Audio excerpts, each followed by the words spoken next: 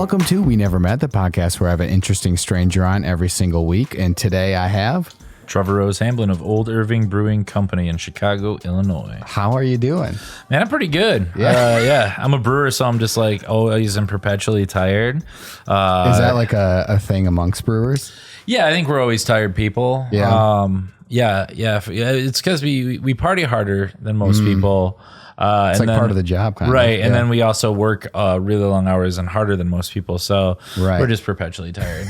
Always tired. That's right. And we were just talking about you have recently, is it recent? Do you have a kid or? Oh, I don't have a kid. Oh, you don't? No kid. I'm starting a family, which means I've gotten married in the last year. I gotcha. Just celebrated my 1 year anniversary. Oh, congrats. And I think we want to start a family. That's kind of on the itinerary. That's when you're less tired. Yeah, when I'm less right. Yeah. You try to make kids when you're rested and you've stretched. Right. Exactly. Yeah. So you're the head brewer and co-owner. Or are you the solo owner?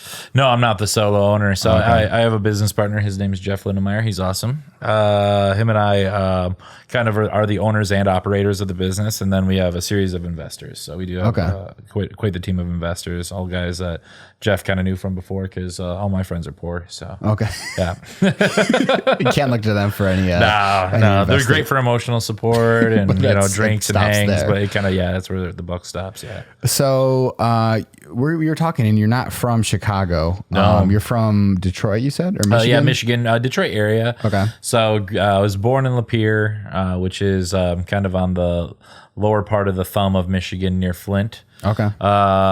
Was born there. My whole extended family lives out there. Yeah. Grew up in Ypsilanti, right next to Ann Arbor, so home of Eastern Michigan University. Yeah. And then spent my really young years, my formative years in Eaton Rapids, which I think when I lived there had 100,000 people in it. We had a parade when we got a McDonald's. We were real pumped. And yeah. Wow, that was a big event.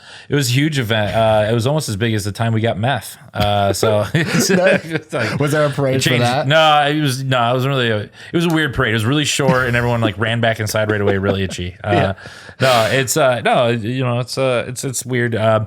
Michigan for the kind of stuff I like doing. Well, now it would be great, if I had found brewing earlier, but for restaurants or finding any kind of work, really, it can be kind of tough. It wasn't developed at that point. No, it wasn't really developed, and it wasn't really good for a guy with little education who really didn't have grand ambitions of doing up college the full way and all that stuff. So working up and working for really badass chefs or working in the restaurant industry or working in the brewing industry would have been really tough because there wasn't a lot of that around. Right, there wasn't a lot to choose from. Yeah, so I went to the nearest the nearest oasis, which was Chicago. Yeah, it's a very fruitful oasis. Lots of good stuff here. Yeah, because how early or how young were you when you decided that you kind of wanted to get into food and in the industry in general? I remember when I was 7 years old, I took a pickle and I wrapped it in bologna with some mustard. Yeah. And I was like, fuck yeah. I did it. This is it. Oh man. I knew right then. No, it wasn't that early. It's really impressive though. All right. When I was in high school, I really enjoyed a lot of different things. I did like cooking. I came from a pretty diverse background. I mean, my mom had been divorced and she had remarried this guy named Don Anderson, who was a quadriplegic.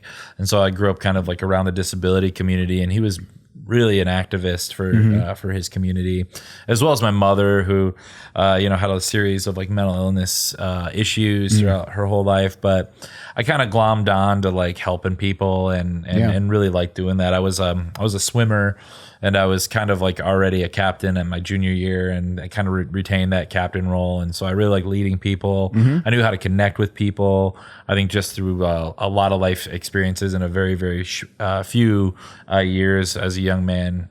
We had a huge family because obviously I had my mom, my dad, and their extended family. And then all of a sudden I had this stepdad with his extended family, and then his community of people with disabilities. And then, I think we lived in 4 or 5 different places when I was a little kid, just me and my mom bouncing around when she was a single mom, just trying to find where she fit. So I always liked entertaining. I always liked talking to people. I loved cooking. I loved, and it was cool because Don, being a quadriplegic, couldn't use his hands, but that dude loved to eat. Yeah. And so he would I would kind of be his hands when he would have ideas or whatever. So that's kind of where the cooking started. And then, I started busting suds, washing dishes in restaurants when I was like 14 years old. A place called Cosmic Garden. Okay. I was always really upset that the hippies wouldn't let me get high with them in the shed where they always got high. So I'd throw ranch packets at them or whatever, vegan ranch packets, and then yeah, you kind of go through like this whole cycle where you love your industry, you hate it, and you come back and forth. You're like, I'm not sure if I'm gonna do it, but there was things I liked. I had a bunch of things I wanted to do. I wanted to be a therapist at one point. Yeah. I wanted to be an educator. I wanted to be an entrepreneur, and I liked cooking. And I was like, if you really think about it, like doing the cooking thing kind of wraps up all that stuff. Yeah. It's kind of all of it, because you do have to be a therapist. You have to listen to the people around you if you want to be a leader. Right. You have to know how to talk to them. You have to know kind of the psychology of human beings in general. You have to educate. Any great chef or any great leader is also a great educator. Yeah. Of course, the cooking element. And then an entertainer, you have to be able to entertain. You have to be able to get people together and make them feel welcome and make them laugh.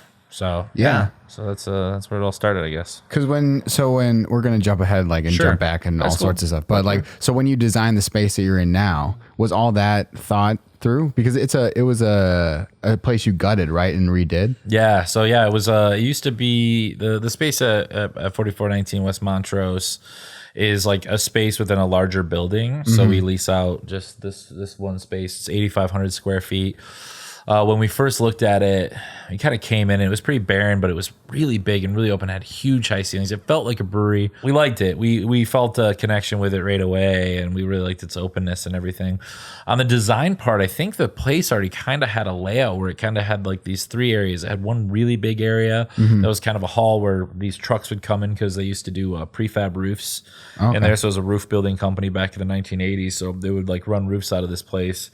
And they had this huge garage door, which of course, is going to be awesome for any brewery, which kind of gave us the option to have like a door that opens up, since there's not really space on the sidewalk for a patio. And then there was like this like smaller area where the ceiling's a little bit shorter, and that felt like a tap room. And then the kind of back area was definitely the brewery. And we're just like, yeah, we can see it right away. And we teamed up with Matthias Mergis and Folk Art Group, and with them comes Matthias's wife Rachel from FC Studio, who's an amazing designer, has designed some of the coolest restaurants in Chicago. One of my favorites being Owen and Engine. She designed that. Absolutely gorgeous, kind of like English pub space. It's very dark. It's got like a lot of earth tones. It's definitely like my kind of vibe, like kind of cavey. It's almost like I don't want God to see when I drink and eat, because it's never good.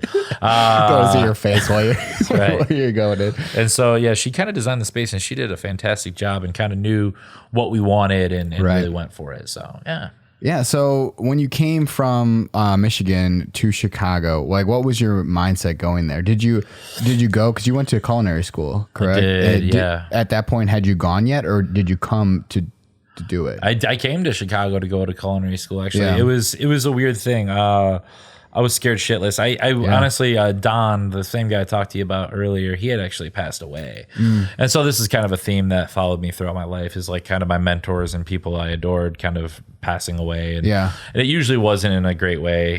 For Don, it was a drug overdose that I think might have been a suicide on Christmas Eve, right before I left. Geez. So I basically like was living with him and doing odd jobs and kind of trying to find my path, but also cooking still. And I'd gotten really good at it. Like, I was really kind of a monster on the line. I knew how to throw down. I worked in places that would do 800 covers a night, and I could hang. And I was like, I loved what I was doing, but I was also worried about myself, because all the lifestyle things that come along with that. Yeah, is there like high burnout in that? And totally. And I'd burnt myself out already twice in it, but I kept crawling back again and again, because it also kind of fed, I don't know, some kind of weird need in me to, I don't know, it was something about the anxiety, but also about the fire in the kitchen that I really liked. It was just a lot of intensity that I really enjoyed.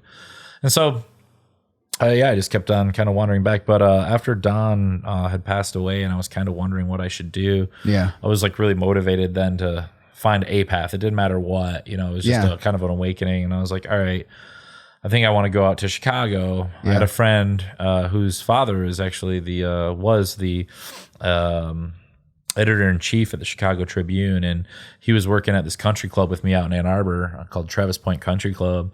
And him and I got to talking, and he was like, yeah, man, I think I'm gonna go out to Chicago and I'm gonna start a culinary career there. And I was like, cool, where are you thinking about going? He's like, it's like one of the best culinary schools in the world. He's like, and it's right there in Chicago. Do you want to go see it? And I was like, hell yeah. So we went up and we checked it out, and he was supposed to go out there with a girlfriend, and they ended up splitting. So he was like, actually, I need a roommate. I don't know anyone really anymore there. So we moved to Rogers Park. Is this Kendall College? Is that what it's called? Kendall College, yeah. We moved to Rogers Park, in like the worst part of Rogers Park. The thing they called the Juneway Jungle. Yeah. We were basically told by the police after coming home after drinks one night that we should leave immediately. That's good. So we stayed with his parents for a while. They were nice enough to put us up, and then eventually we found our way up to Oak Park and stayed there for a while. And I was a cheesemonger and kind of went from there. Yeah. So, were you interning because you met? I don't want to mispronounce his first name. Homaro Cantu. Yeah. Yeah. How did you meet him? Because you started interning at one of his restaurants, right? Correct. Yeah. Yeah. So he only had one restaurant when I met him. Yeah. He had an idea for about 50 million other ones. Yeah. Yeah. He was that kind of guy. Yeah. It's funny. I was in culinary school. I had because I really wanted to work with Chef Takashi, who's a Japanese chef, who I think he got to start out in Florida. Then he made a restaurant in Detroit that was really well known, and I just really liked what he was doing. And he really, I also really appreciate Japanese cuisine, and I really wanted to work with him. And I went and staged at his place, and I didn't really hang. It was like very quiet. And they made me like brunoise, which is like cutting vegetables into an 1/8 of an inch by 1/8 of an inch by 1/8 of an inch cut. And when it wasn't perfect, they like threw it away and they made me start again. And it was really intense. I mean, I don't mind that kind of stuff. I've been pushed around by chefs my whole life. So it wasn't shocking in that way. It just wasn't very enjoyable. And I was hoping for a little bit more passion or something like that out of a place. And not to say that Chef Takashi didn't have passion. He had passion and he was a good guy, but it wasn't for me. And then I staged at Moto, and I came in for a working interview. Garrett, my roommate at the time, was already there. Yeah. And he was having a blast. He was telling me all about it. And I was like, all right. So I come down into this basement because the kitchen's in a basement, and there's like really loud techno, like almost like Blade meets the Matrix techno. Yeah. And these guys are prepping their asses off, and they're moving, and there's like this static energy in the air, and there's intensity, and there's focus, and there's drive, but they're still fun, you can tell they're having a good time. They're all fucking weird. I mean, it's like all like the nerdiest kids from your school took acid. Like that's the best. Like, it's like if like all those kids were just a hair cooler, that's like who Moto was. The old Chef de Cuisine used to call it the island of misfit toys, and that's exactly what we were. We were just a bunch of miscreants. So man, I started off running dishes there. Honestly, there was like some words that Omar had even said about me being stupid when I first started there. I'm pretty sure. Yeah, he didn't really appreciate all of my genius. Now he was a really weird guy and was pretty didn't have a filter. He's very much like our current president in that way. But he man, I would run dishes, and my idea was just to be faster and better than the guy next to me or the girl next to me. And I tried really hard. So I worked up from there to Garde Manger, where I was making edible menus and what was that like? It was all very weird. My first day there was spent making little tiny hamburger patties out of cocoa nibs and melted chocolate, and then putting it between two macaroons as a burger bun. And what are you thinking when you're doing that? Like, I'm thinking to myself, I can't believe it took me fucking 3 hours to make 100 tiny hamburgers. I mean, it's like weird because I was like cutting this fake cheese that was made from like a banana puree that they had like stabilized with like these gums. And that's what I'm thinking the whole time. I'm thinking about this. I'm seeing this. I'm like, who the fuck are these people? And then they're like, oh, but the lettuce that you're gonna put on that little tiny burger, it's iceberg. And so it's like, what? You went through all this work to put all these weird things on here, and I'm still going to put iceberg lettuce on there. Like they like gave up. They're like, I don't know what to do for lettuce. Ideas. Just put some fucking iceberg on it. And then I had it, and it was really good. It was tasty, and they served it side by side with this like liquefied Acme bomb. It was like chocolate on the outside. It was graham cracker puree on the inside, and you put it in your mouth, and it tasted just like a s'more. And like my mind was blown. I was like, this place is insane. And I could see everyone kind of all had the same feeling. I mean, the first time I was in the doors, I looked over to this rack, and it had like all these like vacuum sealed bags with this liquid in it, and they were all glowing green, and I was like, what the hell is that? And I was quickly rushed into the laboratory where I was sat down and handed in a non-disclosure agreement and told to sign it immediately. Really? So I had to sign an NDA before even starting to work at Moto. Yeah, Omar was working on things like biofuel made from algae, and this is before people were even thinking about it. You know, this was 11 years ago, and he was doing that, or he was, messing around with bioluminescence, from, the same kind of thing that makes fish glow in the bottom of the sea. And, it's all, it gets activated by lactic acid. So he one day he's turns off all the lights in the kitchen, and he throws this stuff into some milk, and he drinks it down, and all of a sudden the straw, the milk, and his teeth are glowing green, and you're just like, what? He's like, we're gonna do this for a course. And I'm like, I don't know how you're gonna do it for a course. It's gonna be weird turning off all the lights in the restaurant for this course, but dim them. Dim them, yeah. Unless you're gonna serve in boxes. But it was always fun, because every dream was bigger than the last, and I think I was really inspired by him. Yeah, because when you started brewing beer, was at one of his restaurants, right? It was at ING. Wow, you know a lot. Yeah, it was at ING. I had thoroughly researched. Yeah, no shit. Yeah, I did not. I always thought I was like, it's like me and 3 other people who know that. And I try to kind of hide it because it's pretty illegal. Was it? 100% illegal. Should I cut it out? No, oh, okay. no, I don't give a shit now. I mean, I didn't know. I was none the wiser. I was a kid, and I didn't know anything about opening a brewery. And Omar had some of my beer. I gave him an Earl Grey tea milk stout I was working on. He brought it to a neighborhood function.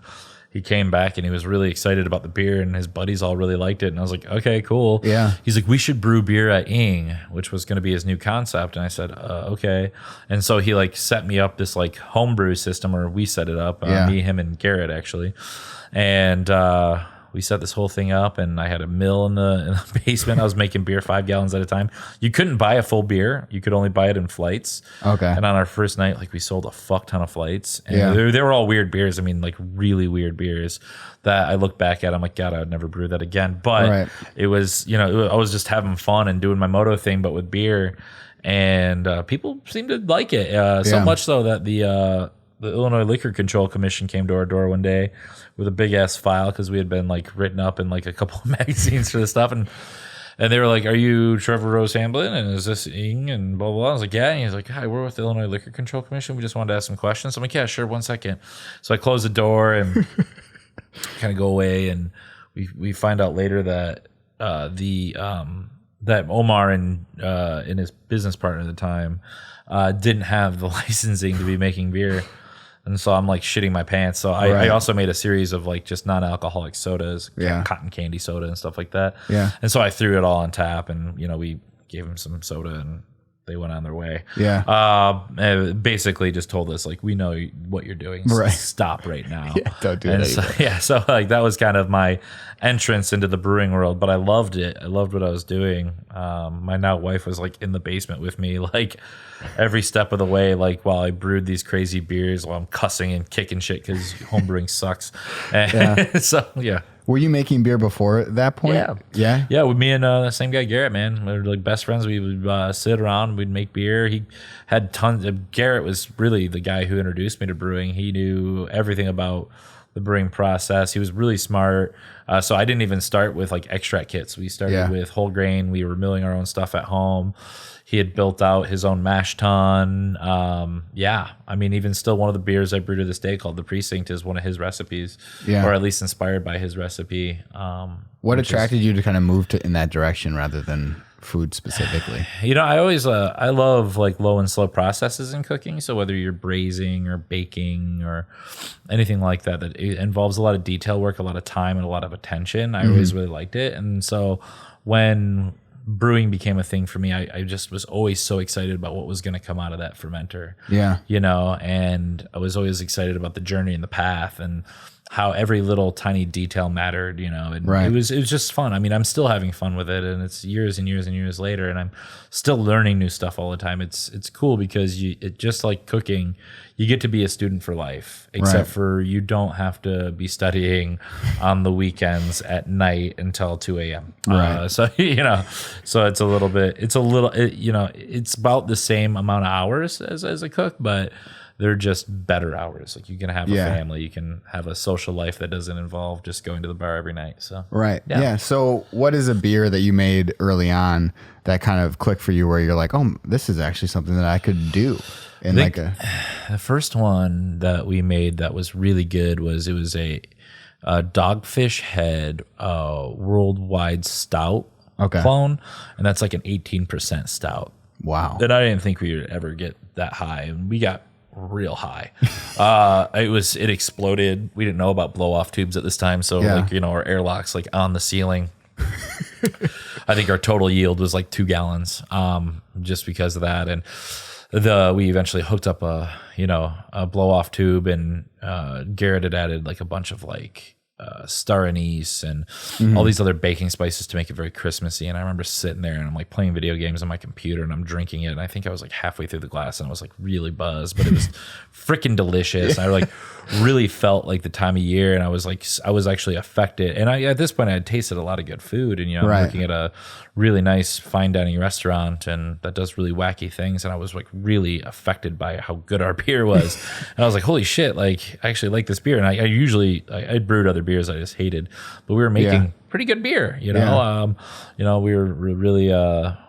were really clean when we did it, and we were very focused on what we were doing when we were doing it. And Garrett definitely led the charge on that, but I really loved it. And like when he came out the other side, the amount of pride I felt in creating something, it was really fun. So yeah, that was a big first one for us. And then, so at what point did you go over to Scotland? Because you went to Scotland for a bit to work at a brewery. Yeah, so this was years later. So basically, I'd wormed my way up through the ranks at Moto. I was a server. Well, part of the cross-training program is you're a chef. I actually cried when they made me leave my meat station, which is kind of like basically like junior sous chef territory. Yeah. They made me leave it because as part of the cross-training, I was done with my internship. And then they're like, but we're going to hire you and pay you to become a server. And I was like, I've never done serving. I've always wanted to do serving. Yeah. I bought a suit. Talked to Matt Gunlock, who's still a friend of mine, and put a suit on and tried to make a foul-mouthed pirate of a chef into a server. Yeah, and it worked really well. I really loved it. I was learning a ton about wine from Matt Gunlock. I was even more passionate about the beverage side of things. Right, and I didn't become an official sommelier, but I was like really interested. I learned so much about the world through drink. Yeah, it was amazing, and then eventually became the assistant manager to Garrett at Ing, so I bounced over to Ing, and then Garrett left about 6 months after we opened. I took his position as general manager, and then ran Ing until Ing ran out, and then was flipped over as Matt left Moto and took over Moto as general manager, and then just kind of as Omar's right-hand man. Just was kind of doing everything with him, and then it wasn't... it was while I was still at Ing, before I was a GM of Moto, when Omar sat me down and he asked me, he's like, you've been my GM, you've been a chef, you've done all this stuff. What do you want to do? I said, I want to open a place. And he was like, oh, you want to open your own place? I was like, hell yeah. He said, what do you want to open? I said, I want to open a brew pub. And he goes, a brew pub? I'm like, yeah, I make beer and I'm having fun right now. And that was when I gave him a Earl Grey milk stout, and he tasted it and he thought it was fun. And I literally, after he came home from that party, he was like, hey man, let's do this. Like, let's seek this out. Because I also told him, I was like, look, at that time in Chicago, there wasn't a lot of brew pubs. There was breweries popping up all over the place. Yeah. Everyone seemed to want to go straight into brewing the beer and distributing it. Everyone wanted to be in bottles on shelves. Yeah. Which is funny because you make the most money out of the tap, but whatever. I was like, let's open a brew pub. We know restaurants. I'm learning about beer. We can do this, I think. We know how to work. Yeah. And so he's like, hell yeah. So he went through a million different places, looking at, different concepts. At one point we were called Outside the Box Brewing Company. We were called Crooked Fork Brewing while he was still around. And then eventually Old Irving, but kind of in between Crooked Fork and Old Irving, he was working me really hard, man. I was his general manager. I was his right-hand man. I was helping him open a coffee shop concept. We were doing work with different space programs that'll go unnamed. Yeah. And we were, we were doing really crazy shit. And I was like, I need to get the hell away from this guy if I'm going to really dig my teeth. Really dig into brewing, sink my teeth into brewing. So we did a show called Brew Dogs, which is about two guys own Brewdog Brewery out in Scotland, and they wanted to feature Moto because we had an indoor hydroponic garden in the basement. And they wanted to somehow feature that and all of our laboratory equipment, like a rotary evaporator and, our immersion circulators and all that crazy stuff that we had around there. So they came in, they were part of it. And then instead of featuring Richie, our chef, at the time, Omar was like, you should be on this episode since we're opening that brewery. Sure, man. So I became friends with James and Martin, who are the owners of Brewdog. And I became even better friends with Jared, who's the executive producer. And him and I just kind of stayed in contact. The dude was such a good guy. After we connected through that episode, he just kept checking up on me. And one day he's like, hey, man, how's everything going? And I was like, everything's great. I'm working a lot. And I wish were brewing or learning this process because me and Omar are going to open this brewery one day. He goes, well, I know a couple guys in Scotland that might take you for a while. I was like, really? And so I was like, I basically set up an apprenticeship with them. And so flew out to Scotland. Omar helped fund a ton of it, pretty much all of it. Paid me while I was gone, which I thought was beyond crazy awesome. I stayed in government housing with a woman there, basically an Airbnb. Gotcha. And man, I worked at Brewdog in Ellen, Aberdeenshire for about 3 months with this guy named Nick Ziegler, who had like three different bachelor's degrees. One was in like craft brewing and distilling. Another one was in microbiology. The guy was just like endless. I mean, he was an endless pool of knowledge. So I think I said bachelor's degrees, a master's degree. Sorry. Okay. This guy was just really brilliant. So I basically had like a bunch of notebooks just filled up with information from him. Yeah. We got to work on the pilot system. So we were like working on hop efficiencies for their Punk IPA, or we're working on like new styles or different small collaborations. And we were kind of like the Island of Misfits toys at Brewdog. Like we were the big brewers that were doing the stuff on the big 100 hectoliter system. We were the guys on the 10 hex system. The 20 hex system, brewing weird stuff. So it was fun. Is it a similar culture around beer as it is here, or is it pretty different in Scotland? There's a lot of similarities. I mean, it's very, very much attracts the same kind of people. It's a bunch of bearded dudes and like a few like badass women who love heavy metal, love hanging out, love to give each other shit. It's very, very similar to what we do. There wasn't as much of a tight culture because there just wasn't as much craft beer in that part of the world at that time. I'm sure there's way more now. I'm seeing a lot of my friends from Brewdog kind of going on and either opening their own places or working for other breweries around there. But man, it was a great time. So when you came back then and you did start to take the steps to open Old Irving, that's when he passed away, right? Yeah. So basically we had just broken ground at the brewery and he died of a completed suicide. So he just out of nowhere up and decided to take his own life. And it was that was like the hardest moment I think in a lot of people's lives, and it was hard to keep things straight. And it was just a bevy of emotions and sadness and loss and grief. And we had become so close, and I felt like we were really making a lot of progress, and I was really starting to see where our partnership and our friendship was going to go. Not to mention the fact that he had 2 children, amazing children, an awesome wife. He had it really going on for himself, but things weren't doing great. Moto wasn't the gem that it once was. It was not doing as great, and I think that a lot of his personality was wrapped up in that. And we could sit here and ponder all day why someone decides to do something like that, but I don't. I try not to. We, afterwards, in us trying to find purpose, my business partner Jeff and I, we had a conversation outside of what's now defunct and gone, but it was called Break Room Brewery, which is now a Twisted Hippo Brewery. Good friends of mine. We were sitting out there having beers one night, and we were both still grieving. I'm like crying and like I think smoking a cigarette when I still smoked, and we're sitting there chatting, and I'm like, man, like I've come really far, and I feel like you and I have a good connection, and I kind of feel like we need to still do this. And Jeff was like, I agree. We just need to make it work. Like the investors wanted a chef presence.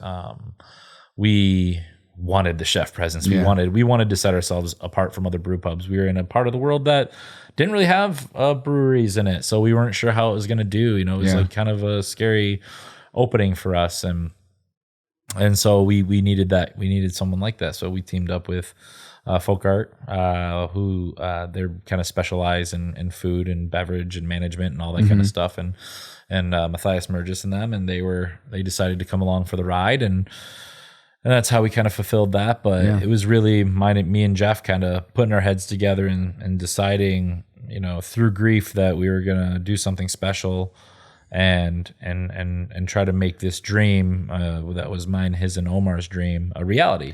Yeah. And we can turn a place that maybe was a requiem into a dream again. And I think we did that. Yeah. So it's cool. I mean, in just even reading about it, like you guys are in, I think you were like number 2 in the United States for brew pubs. Yeah, which is insane. Sometimes people remind me of that, and I'm like, oh shit, yeah, that happened. How long ago after you opened was that? That was 2 years. Okay. That was just last year. Yeah, we got the it was cool. Yeah, I couldn't believe it. It was one of those things where we saw ourselves kind of climbing in the ranking. I was like, no way. And then eventually it happened. I was like, wow, okay. And we got second to like my buddy Drew, who owns 18th Street, and I'm like, fuck yeah. Like, it's like me and and I really love Drew Fox and 18th Street Brewery. I mean, like I've was really inspired by them. Actually, Drew, back in the day when he was at Pipeworks, like really held my hand through some like mashes and graining out. So like him getting number 1, me getting number 2 is just like, hell yeah, dude. We made it, son. Yeah. Because I mean, you talked about how important the food was too. Why was it so important for you to include? Because you guys are known for food as well. It's I mean, hell yeah, we are. It's like it's funny sometimes people be like, they'll know I'm the head brewer and they'll be like, man, your beer's good, but man, the food. But I love that. I love it that some people, you know, that people get the best of both, and that people can come in, they have a great beer, they can have some great food, and it all starts with quality. You know, like we've had a lot of maybe like different kinds of standoffs and things like that, where, you know, maybe there was a choice. There's like those little choices that you can make in a restaurant, right? That can like you can either keep doing high quality, but like it's tough. It's a balance all the time. Like we're always trying to make sure we're not crazy expensive, but we also want the highest quality that we can get. So we actually kind of take a little bit of a hit on our food costs because we don't want to like fuck over the neighborhood, and we don't want people to feel, you know, maybe undercut. So we actually, you know, we find creative ways to make the food costs work, but we have an in-house baker who makes all of our bread. We have a wood fire grill. We get amazing cuts of meat. Yeah. We pay attention to every little detail. A lot of times to our chef's chagrin, because I'm the guy in the back that's always just like, yo, what's up with those caramelized onions? Or you know, the food, the food I know I can be annoying, but I'm also like, I'm kind of relentless about quality, and Jeff is as well, where we're just like, we want to be great, man. We don't want to be like, you know, just like a standard brew pub fare. We want to like raise the bar, and I think we have. I think people have kind of followed in kind, you know, local competition that has moved in and stuff like that. They know, then they come into our neighborhood, they're like, we have to compete with OIB, right? You know, which is a good feeling to have. So the people are, you know, coming in with their own bakers, or coming in with amazing product, and I love to see that because that's what this is all about. Stepping everyone's quality up. It's amazing. I love it. So, you know, and I just and I love the kind of people that it attracts. I mean, you attract talent if you put it out there. I mean, if you want to do hacky food, you're going to attract hacks. Right. You do good food, you're going to attract talent, and you're going to attract people you want to be around every day. And that's what we do, man. I got like the people I work with are just really passionate, really good people. So, and really, it's also about, you know, just making great product for people that it excites you and excites them, and make sure it excites your employees, you know, and make sure that everyone's on the same page and everyone stays passionate. You know, you can't be a downer, you can't be drab. You have to keep people impassioned and happy. Yeah. So what are you brewing right now? Are you brewing anything new? Yeah, I'm always brewing something new. I only keep pretty much 2 beers as a constant. Consistently, sure. Yeah, and then we kind of have some stuff that we flip out every year. So right now, you know, our 2 that we keep as a mainstay, I brought you a 4-pack of it. The Bees are our New England IPA. And then Della, which is our Kolsch, those are distributed as well. So we're actually out there in cans and kegs out there on the market in like 6 counties in the Chicagoland area. And then I do everything else is just whatever I want. So I do some seasonals, like we have Krampus cookies coming up here in the winter where I barrel age some Imperial Stout and I make it taste like different kinds of desserts. So like I have like a Champorado hot chocolate version that we're releasing this year of the barrel aged Krampus cookies that was aged in Heaven Hill barrels for like 11 months. And there'll be that same one, but with just cocoa nibs and really nice Madagascar vanilla beans. And then I'm thinking about doing a Krampus no-bake cookie, which is going to be done with some peanut butter and chocolate. So just like, all that stuff. The Oktoberfest, which I also brought, we always release. And then I do Till Death, which is a Pilsner I did for my wedding last year. And I made it a second time this year. I'm guessing we're going to do it again next year.